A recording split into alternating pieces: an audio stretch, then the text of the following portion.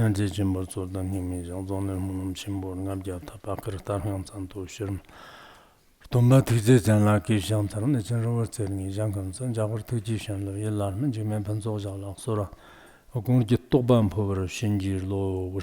surpass profound and wonderful Dharma's difficulty encountering billions of aeons. I now see it, hear it, receive, and uphold it, about to fathom the Tathagata's true meaning, to liberate all beings, thus generate the supreme bodhicitta.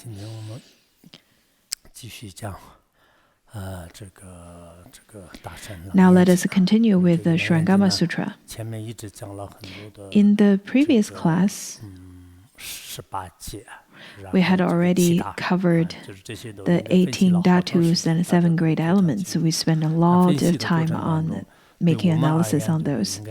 I think by now you should be able to understand it much better, though it is difficult. In terms of the root consciousness, the 4 or 5 great elements, what are those?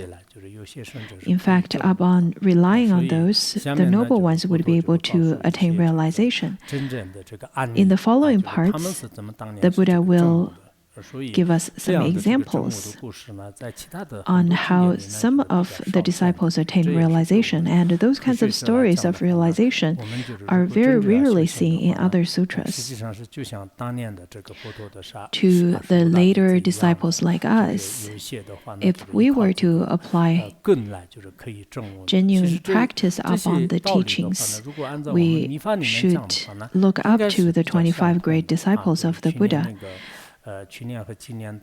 whom, upon relying on the roots and various kinds of objects, would be able to attain realization. In fact, these teachings are very similar to the Tantrayana teachings, the Vajrayana teachings that we had received this year and last year during the 4 Ningtics empowerments, in which we studied, or in which we received the pointing out instructions through the form, sound, fragrance, and taste, as well as touch. For those of you who are of the sharp capacity, or those of you who had made auspicious connections to the Dharma teaching, the fortunate disciples would be able to fully comprehend and fully receive such teachings. And in the later part, we will look at the 25 types of ways of attaining realization. The first are the 6 objects, and then the 5 roots, and then 6 consciousness, and then the 7 great elements. And those are the orders that the stories are expounded. The stories of the 25 disciples, some of which are arhats and some are bodhisattvas. According to the great masters of the past, when they made the analysis, during the time the Buddha expounded on the Surangama Sutra, he expounded of the ultimate one jnana. Since there is one jnana, then the arhats, in fact, had already attained the selflessness of self and selflessness of phenomena. It is only that his status is different. So sometimes in Buddhism, in some commentaries would say that the arhat's realization is not perfect, is not the most ultimate. The bodhisattva's realization is perfect, is ultimate. But according to the great masters, in fact, in this particular teaching, there are all of the fully realized, all of the ultimate realization. The realizations of the arhats are the high level of realization. We should understand it in such a way because the true nature of Tathagata-garbha, it is expounded from the aspect of the true nature of the Tathagata-garbha, the most ultimate and most perfect realization. So we need not to worry about, oh, this is the arhat's realization, this is arhat's teaching from the Hinayana, so his realization must be lesser than that of the bodhisattvas. We shouldn't think in such a way. Rather, all of their realizations at the time of their realization, it is of the ultimate realization. Now, in the sutra, it is said that Gaudinya with the others of the 5 bhikshus arose from his seat, bowed at the Buddha's feet, and said to the Buddha, "When I was in the deer park and the pheasant garden, I observed the thus come one immediately after his accomplishment of the way. Upon hearing the Buddha's voice, I understood the Four Noble Truths." Over here, out of the 5 bhikshus, the first and foremost one's name is Gaudinya. As you may know, as the first of the 5 bhikshus was a relative from the father's side of the Buddha. Out of the 5 bhikshus, 3 of which were from the father's side of the Buddha and then 2 from the mother's side of the Buddha. At the time when the Buddha was engaged in the ascetic practices, they also followed along, but then they felt that the life was too much difficult and they couldn't persevere through, so they went back to Deer Park instead of staying at the Niranjana river to practice with the Buddha. After the Buddha attained realization, he returned to Deer Park, and then the 5 bhikshus came back to greet the Buddha and stayed there to listen to the first Dharma teaching of the Buddha, the first turning of the wheel of the Buddha, and then they attained realization.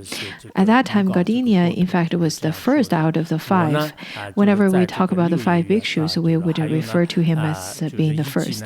So at that time, he stood up from his seat and then prostrated and bowed at the feet of the Buddha, and then said that in the past, when I was at the Deer Park and pheasant garden, I had the fortune to witness your realization and to be there for the first turning of the Dharma wheel of the Buddha.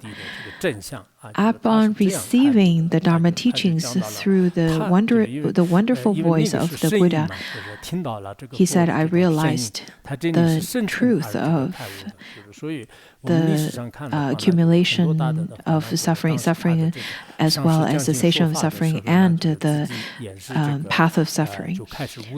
So he understood the Four Noble Truths through the sound, the defiled object that is sound, or the object that is a sound. Throughout history, we see that lots of great masters in the past attained realization through listening to the Dharma teachings from their teachers. By relying on the object that is the sound dust, they attain realization.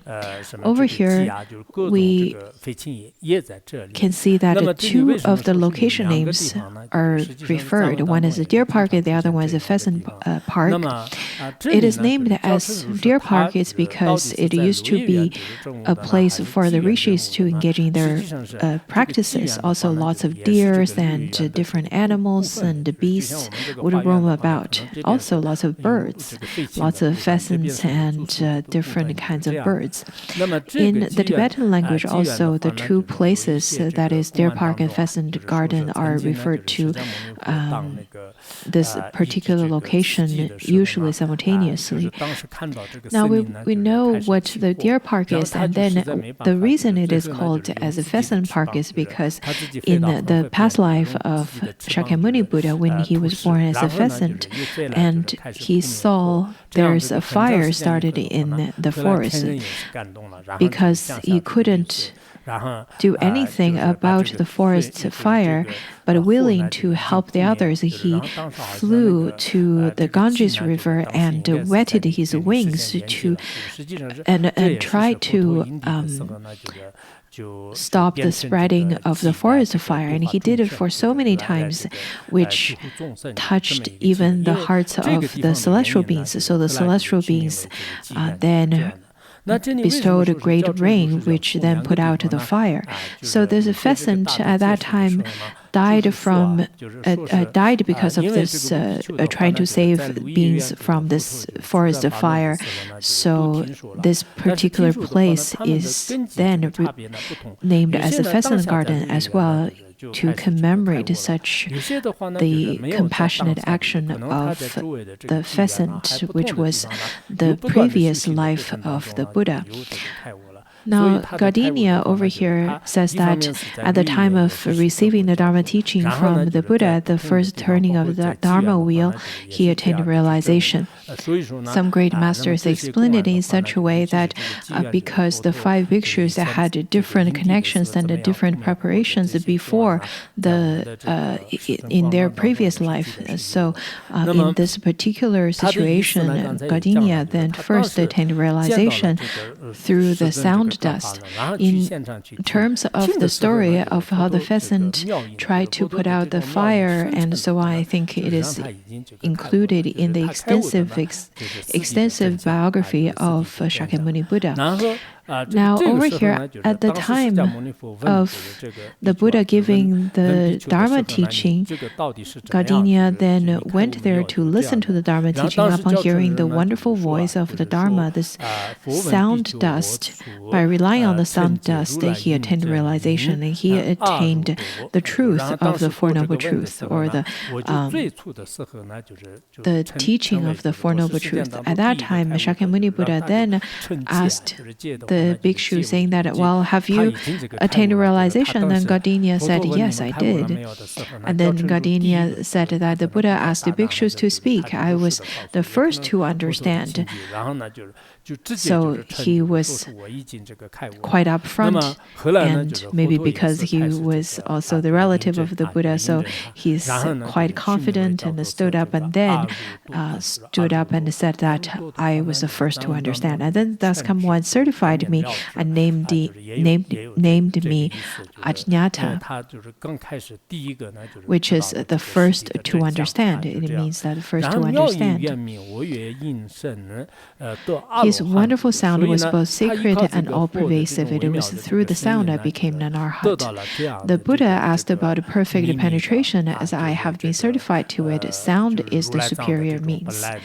By relying on the wonderful sound of the Buddha, he attained this secret and all-pervasive that is Buddha nature, this truth that is Buddha nature that is penetrating and all-perfect.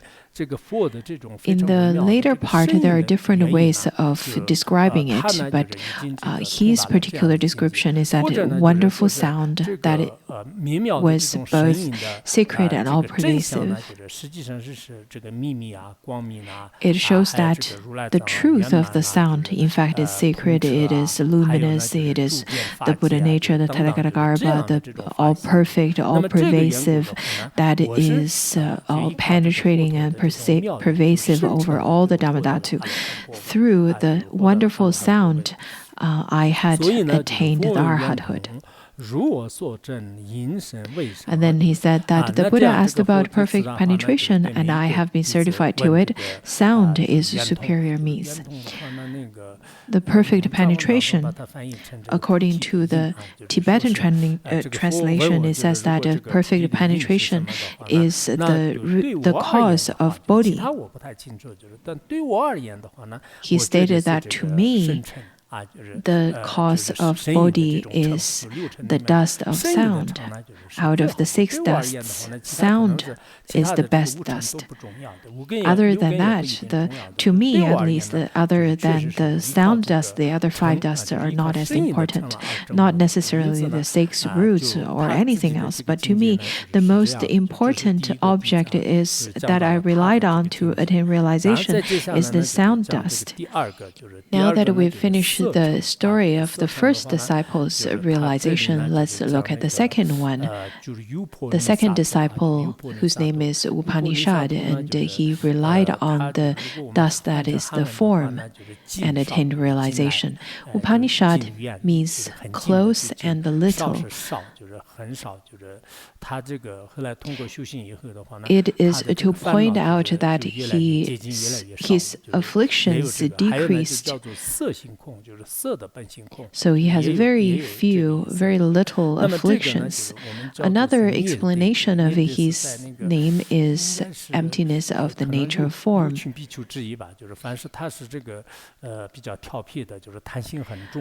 In Tibetan, is a niede, and that is to say that he's rather, or he used to be quite an untamable disciple, or the one that with lots of desire.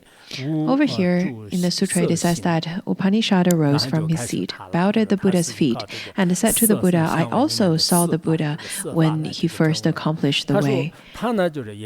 I learned to contemplate the appearances of impurity until I grew to loathe it and came to understand that the nature of all form is unclean.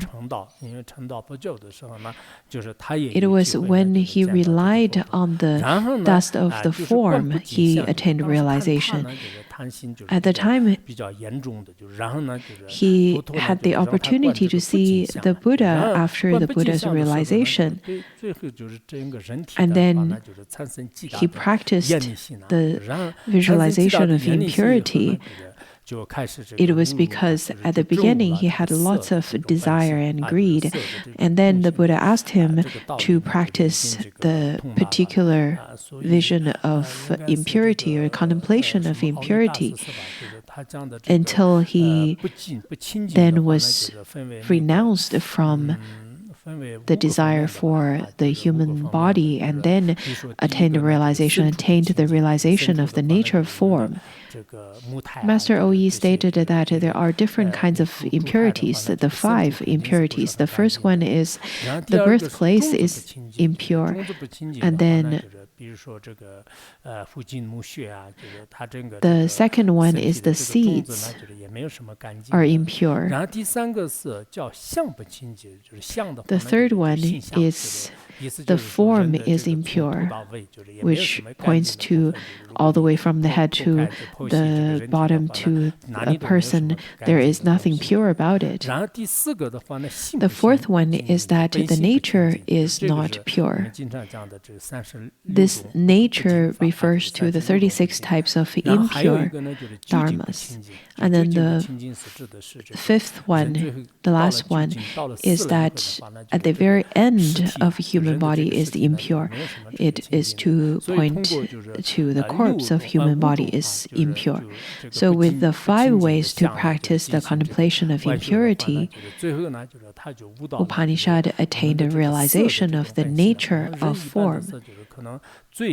As human beings, we would have lots of desire to look at something beautiful. That is very difficult for the mundane beings to control, in fact.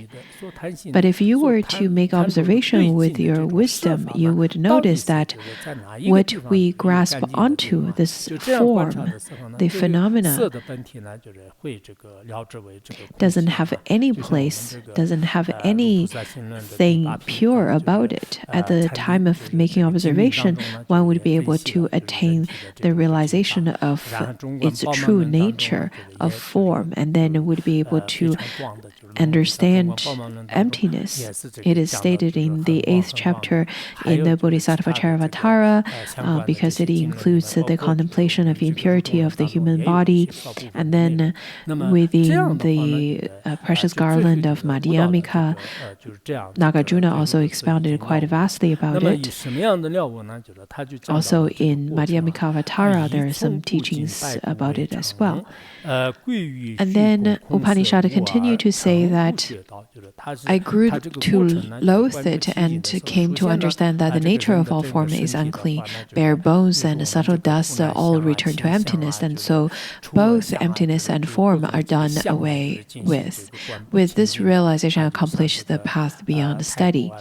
So over here he states that by contemplating impurity, for example, to visualize or to contemplate that this body would rot it, and then there are different ways of making this contemplation, the contemplation of the foul sting, and then the rotten corpse, and so on.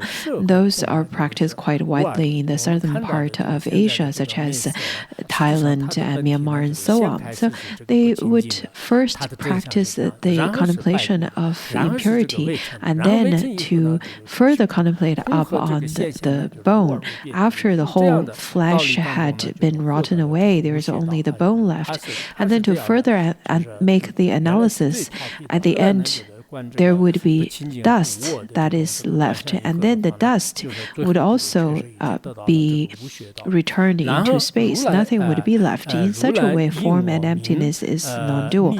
So whatever we see that is beautiful and the nature of all of such are impure, the dust will return to the bones would return to dust, and then the dust will return to space, and then emptiness and appearance are simply non-dual. They're not separate. They're no other. From this particular teaching, I finally had attained the path beyond study, accomplished such path beyond study. So after that, the thus come one certified me and named me Upanishad. The object of form came to an end, and wonderful form was both secret and all-pervasive. And over here he says that after the Buddha had certified his realization, named him as the one.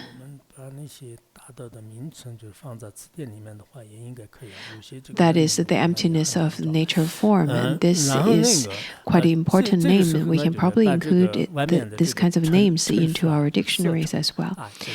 The dust of form, whatever we see, the object to our eyes, let it be the colors of white, red, blue, or the shapes such as a triangle or oval, whatsoever they are, they're simply the dust of form. At the very end, after all the dust of form being purified, it is of wonderful, sacred, all-pervasive. So the wonderful form, the nature of the wonderful form is sacred, is all-pervasive, is perfect, is pure, is luminous. The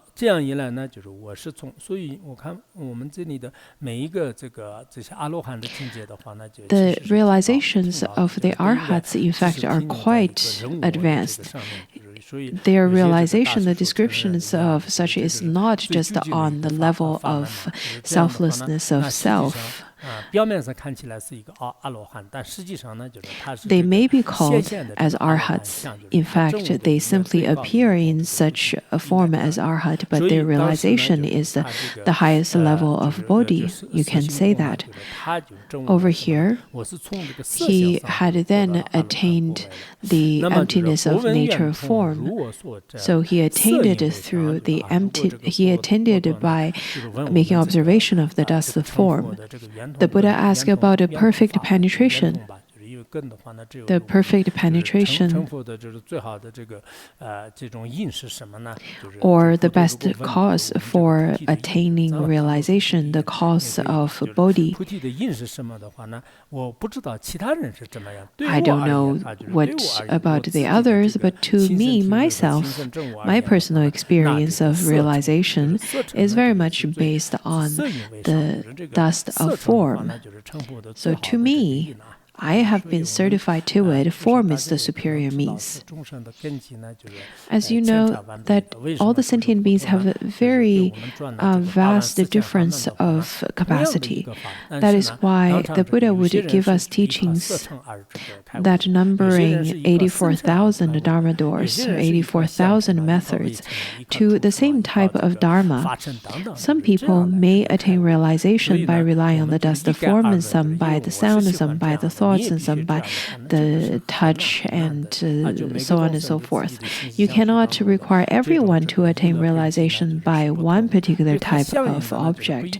Each of the different sentient beings are different. Their mind stream is different. Their intention and their aspiration, their capacity and their leaning and their dispositions are very different. You cannot say that I like this particular dish of food. I think it's really wonderful. It's delicious. And then you can't force the others to consider that they're delicious too, because out of 3 people, there would be 3 types of different views towards the same type of food. That is why we would say that it's difficult to come to agreement. Sometimes when we give one particular Dharma teaching or speak a particular sentence, we have to be careful because people would have very different feelings about it. That is why it's very difficult to be a leader in this world. It's very difficult to make sure everyone would be happy about it. If you watch the news, the British Prime Minister, the previous Prime Minister of England, Liz Truss, recently got elected to be the Prime Minister, and she was extremely happy. Within as short as 40 days, she then resigned and made the announcement to resign. People made the joke that within a very short period of time, King Charles had already met 2 new prime ministers.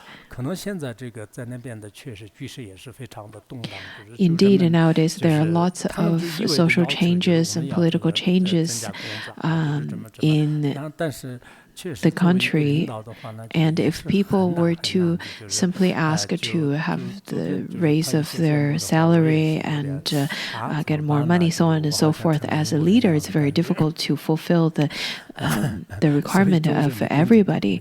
And after I read the news and heard that she made the announcement of resignation, I also got quite concerned, as if I was also British. Indeed, it's very difficult to make everybody happy. If nobody's really happy, then at the end you have to announce your resignation.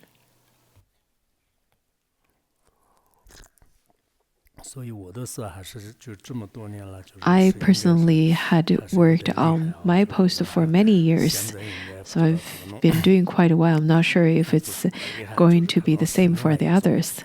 It's not necessarily because I am quite capable. It is probably because of other causes and conditions. Sometimes we see, indeed, it's very difficult to make everybody happy, especially under the bigger circumstances. In fact, when it comes to spreading the Buddha Dharma, it is really the same for all the teachers, as well as our fellow Sangha members. I'm sure you will have the possibilities to spread the Dharma to benefit sentient beings as well. On one hand, you do need to persevere. You do have to have your own capacity and perseverance and your skillful means. Especially, I think EQ is really important. If you were to have only the high IQ, this world probably won't be able to accept you fully or be very inclusive of you. Thus, it is quite important to have both the IQ and EQ. And on top of that, it's easy for the others to complain and to judge, but it's difficult to actually engage in doing things. So we can see that the capacity and the disposition of sentient beings are indeed very different. And then let's look at the next one, the pure youth, adorned with fragrance. There's one bodhisattva whose name is adorned with fragrance bodhisattva, but over here, this is a pure youth, a young person.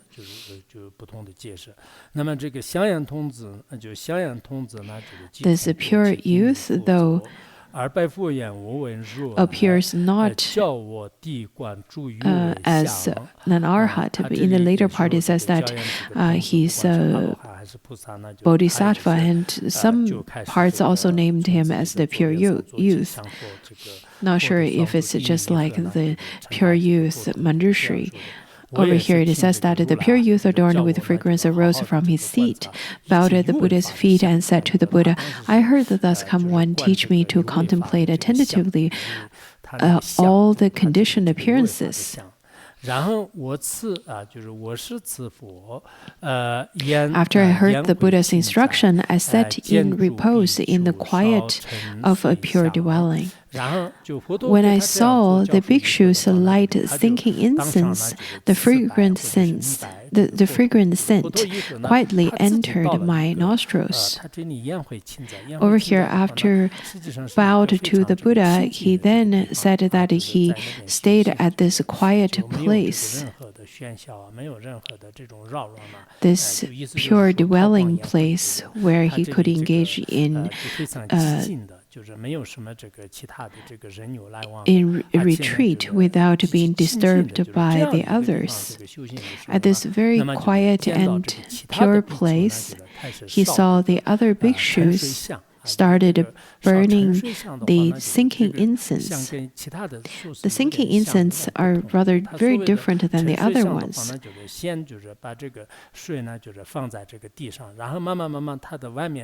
It is said that the sinking incense should be burned in such a way that, first of all, you have to put water on it, and slowly, at the time when the outer shell started to get rotten, and the inner parts of it that's still immersed in the water, and then it will become this fragrant. This fragrant incense does not have any smoke. Rather, it would spread to the 10 directions. It smells quite fragrant. It's a beautiful and very nice fragrant. At the time when the bhikshus started to burn this incense,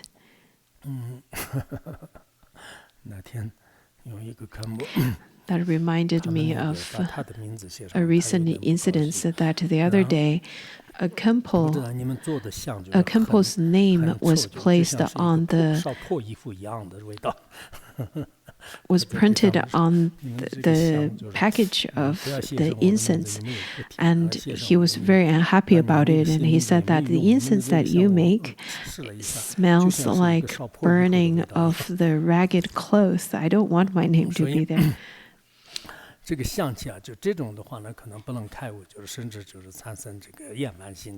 If you were to smell that kind of smell, you probably won't attain realization. You probably would feel quite annoyed by it. But the incense that was sniffed by the pure youth adorned with fragrance was really fragrant. Over here it says that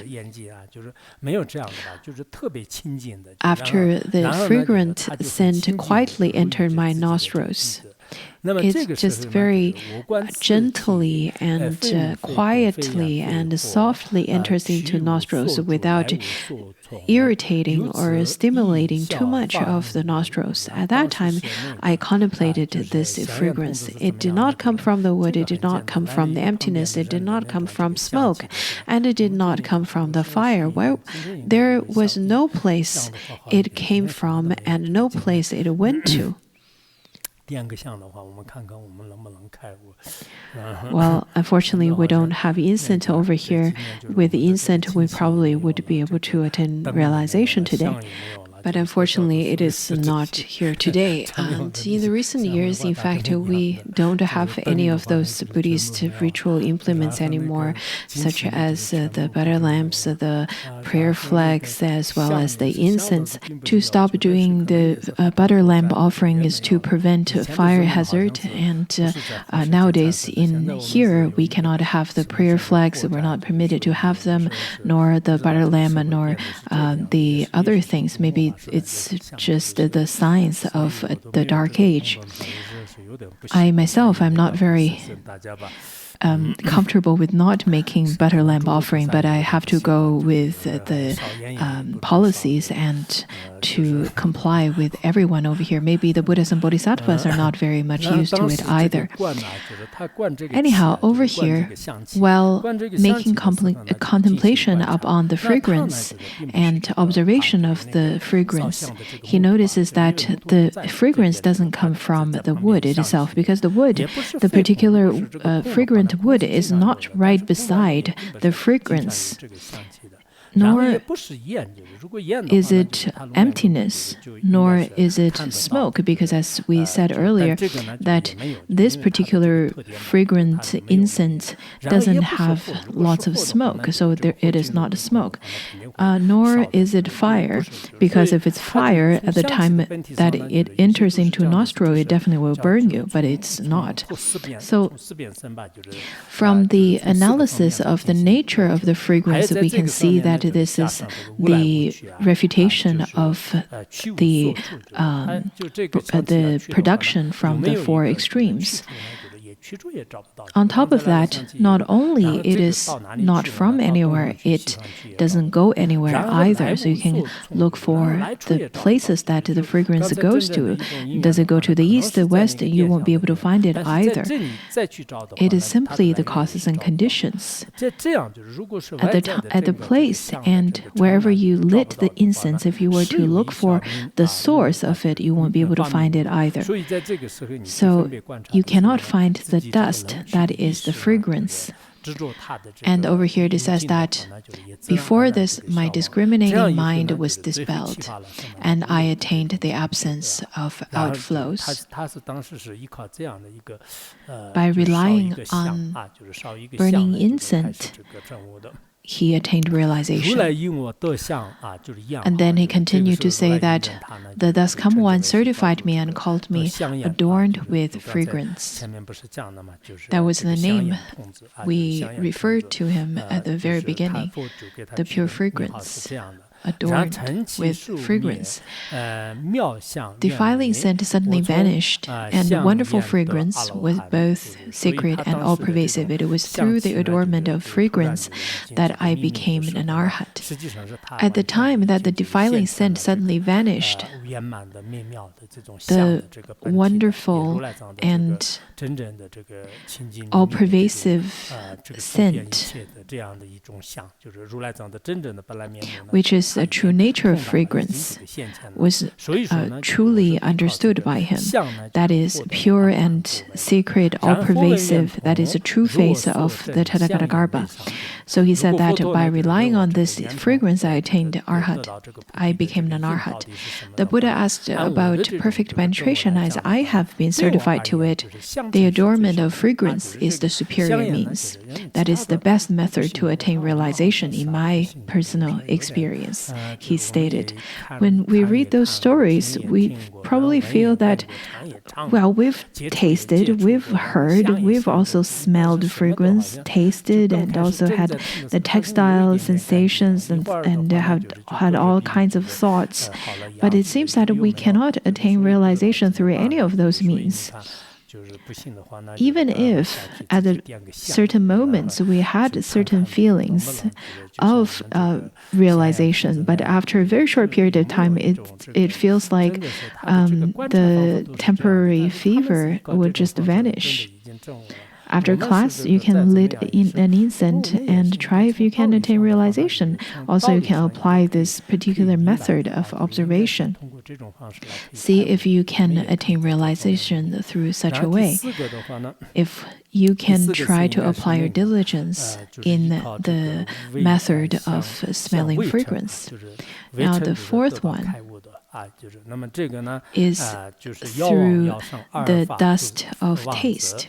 The two Dharma princes, physician king and superior physician, the 500 Brahma gods in the assembly arose from their seats, bowed at the Buddha's feet, and said to the Buddha, "From the beginningless kalpas until now, we have been good doctors for the world. In our mouth, we had tasted many herbs, wood, metals, and stones of the Saha world, 108,000 flavors. Now, we've already introduced the physician king and the superior physician in the teaching of the Great Liberation, Sutra of Great Liberation, where we've studied that they had made aspirations during the times of the previous Buddhas. So these two brothers made the aspiration to heal the sentient beings' physical illness as well as mental illness, and they vowed to benefit the sentient beings in such a way. They are considered as two great bodhisattvas. They're very well known in Chinese Buddhism as well. So these two also were in the Dharma assembly of Shakyamuni Buddha in the Surangama Dharma assembly, and they started to talk about their story of attaining realization. During the Surangama Dharma assembly, they stood up with 500 Brahmas, the Brahma gods. And those 500 Brahmas are probably his retinues. It's almost like if the guru stands up, then the disciples or the retinues would also stand up. So after the two physician kings and the superior physicians started to stand up and bowed at the feet of the Buddha, they started to say that since the beginningless time, they made the aspiration to become good doctor that would benefit sentient beings both in their physical health and their mental health or their mind.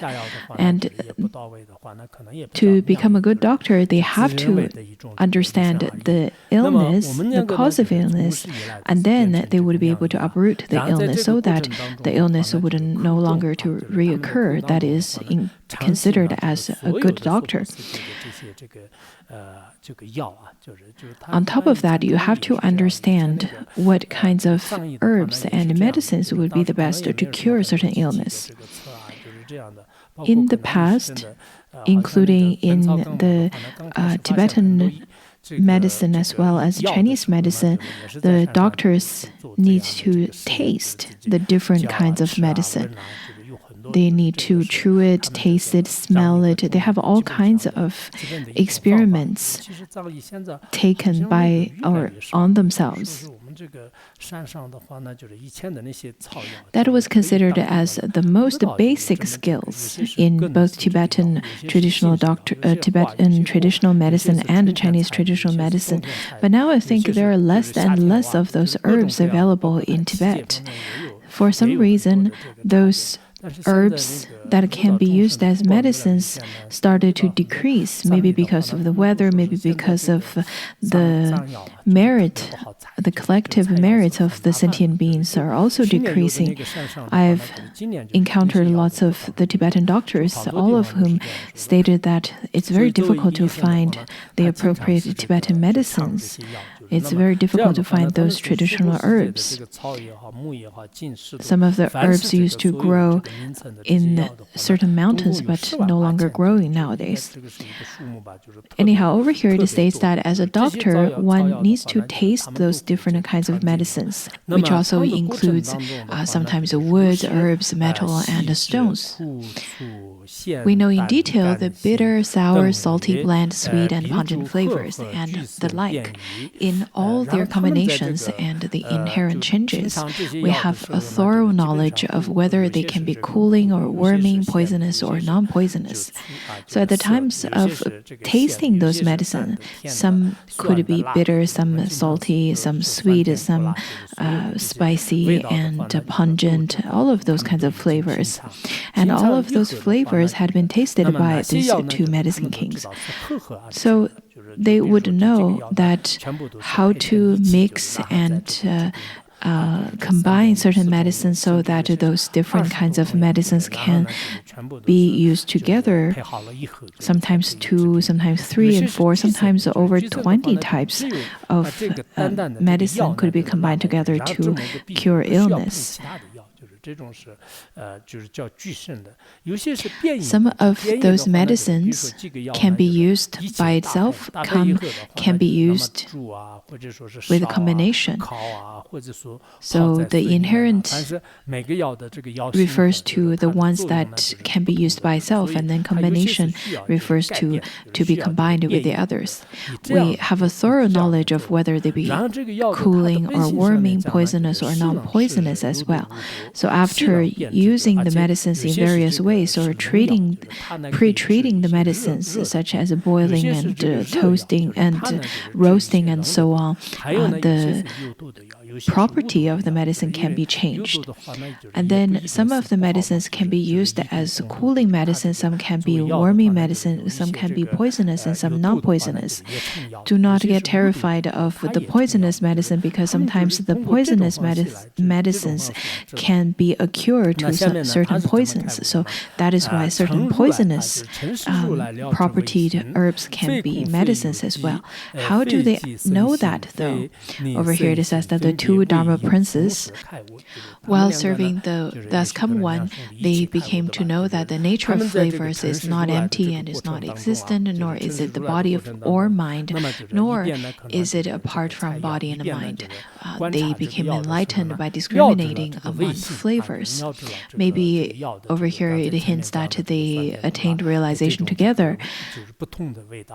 At the time of both of them serving the thus come one, at the time of picking herbs, they would make observation of the taste of the herbs. Sometimes they would be able to taste the sour bitterness and pungent flavors of the medicine. While making observation, while tasting, they notice that it is neither existent nor non-existent.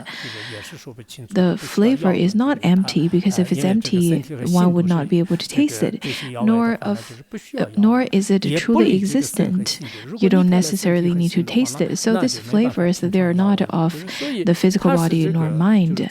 It is not the physical body nor mind. Because if it were to be the body and mind, then you don't need to have the herbs, the medicines anymore. But it does not part from the body and mind either, because if it were to part from body and mind, you won't be able to taste the flavors. So it is the refutation of the 4 existence, or the 4 extremes rather. By making such an observation, then you will be able to attain such unfathomable realization of the flavor. Look at these 2 great Dharma princes. At the time of tasting the medicine and harvesting the medicine, they are able to attain realization. Nowadays, we eat things, we taste things every day. The flavors that we have nowadays are much more stimulus than that of then. Some of the food are really sour and really spicy or really bitter. They're much more stimulus. Especially the young people would be very much drawn to spicy food, and they would think that, oh, it's so spicy, but it's so good. When can we attain realization by eating?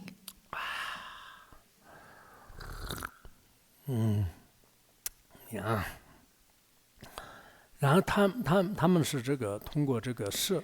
These 2 attained realization by the contacting of the root of tongue to the dust that is the flavor. The thus come one sealed and certified us brothers and named us as a Bodhisattva Physician King and Superior Physician King. So the 2 brothers are both certified by the thus come one. After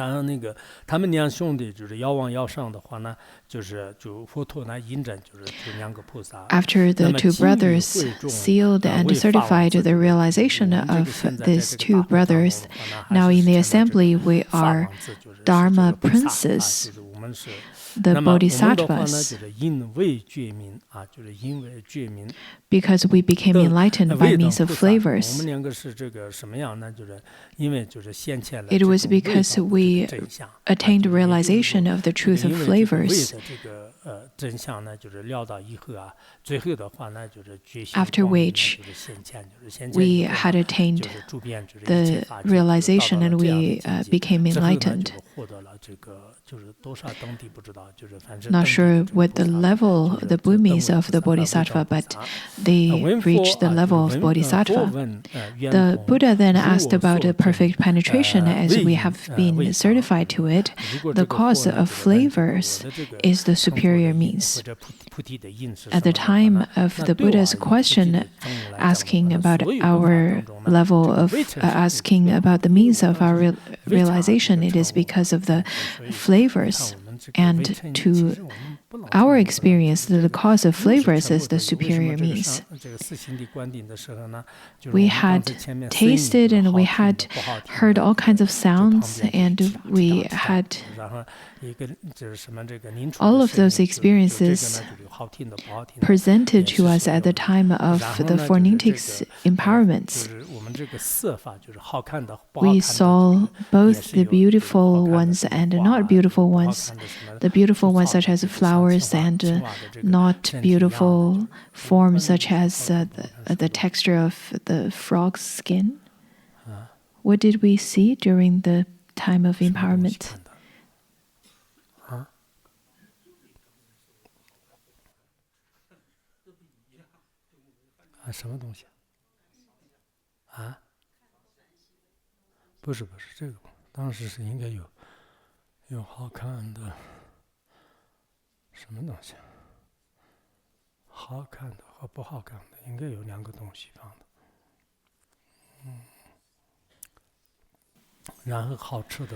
At that time, we tasted something good, something sweet and sour, and then tasted something not so good. Also, in terms of fragrance, we smelled something that's very fragrant and another one rather quite foul. But what did we see? What did we look at? Not only we did not attain realization, we can't even remember what we saw during the empowerment.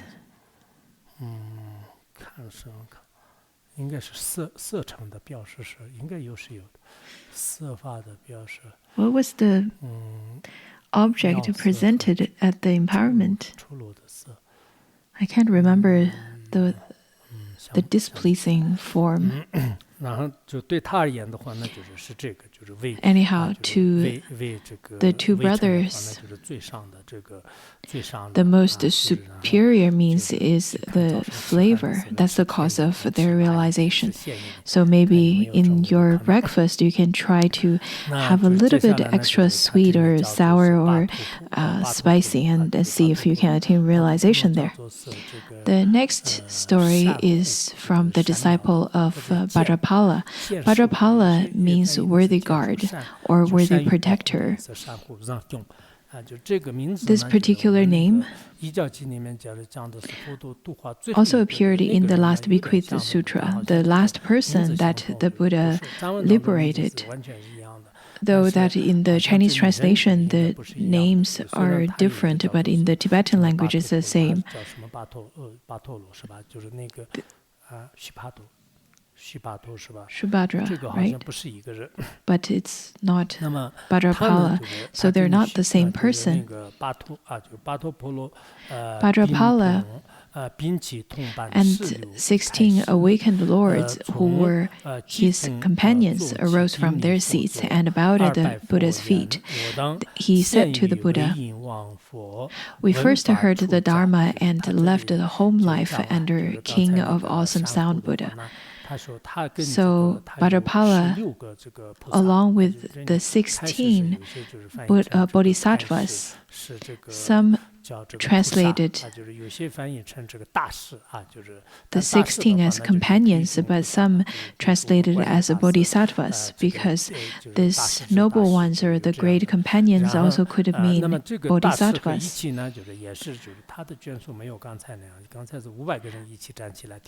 Vajrapala doesn't have 500 retinues compared to the two physician kings, but he has 16 awakened lords. Awakened lords means the bodhisattvas. All of them stood up and then bowed at the feet of the Buddha, and then stated that we had already heard the Dharma and left a home under the king of awesome sound Buddha. At the time of studying Lotus Sutra, we already studied that, the name of that Buddha. This Buddha appeared in this world about 2 million years, 2 million billion years ago. At that time, he said that we took renunciation from home life under that Buddha and then attained realization. And then he said that once when it was time for the Sangha to bathe, I followed the custom and entered the bathhouse. At the time for a bath, suddenly I awakened to the fact that the water does not wash away the dust, nor does it cleanse the body. At that point, between the two, I became peaceful and I attained the state of there being nothing at all. So he told the story of taking bath at the time, which was twice a month, every 15 days, because of the precepts. So after entering into the bathhouse, and then he attained realization. I think tomorrow we will have our bathhouse open. Let's see if any of you are going to attain realization. At the time of taking the bath, he made the observation that the water does not wash away dust, nor does it cleanse the body.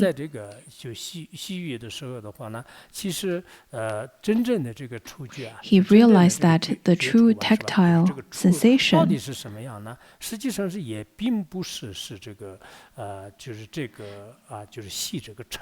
such kinds of water that rinse off the body doesn't really rinse, that rinses the body doesn't rinse away the dust, nor does it wash this body. It means that the defilements on our body, usually we would think that we wash it away through water. At the time of bathing, there is water, defilements, and body, the three dharmas. However, the true tactile sensation is neither of water nor body nor defilements.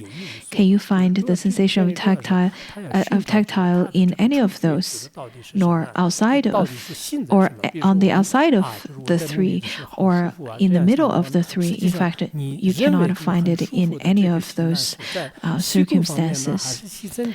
At the time of bathing, he was looking for where this tactile is located.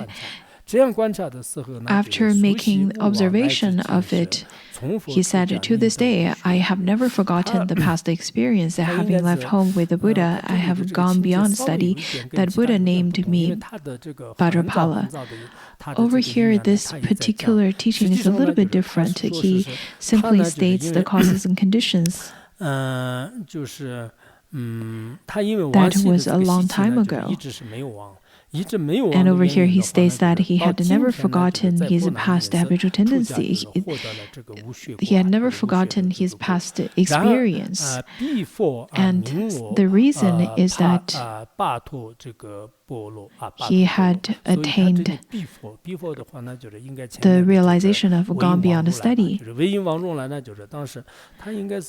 And then that Buddha of awesome sound named me Vajrapala.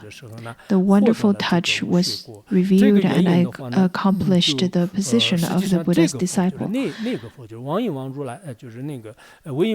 During the awesome sound Buddha's time, he attained the fruition of gone beyond study. And thus come one certified him and then named him as the Vajrapala, the one that is the worthy guard, because he guards his pure precepts and his realization. There was a story that talks about Vajrapala. He was a bodhisattva.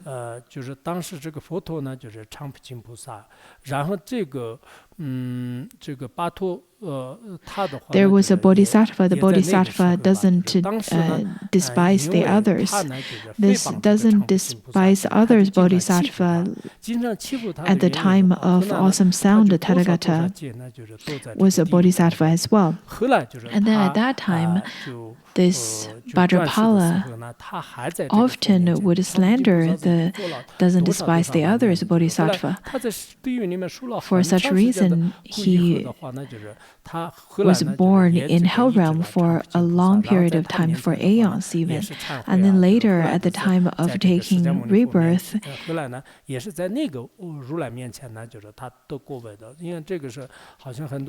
he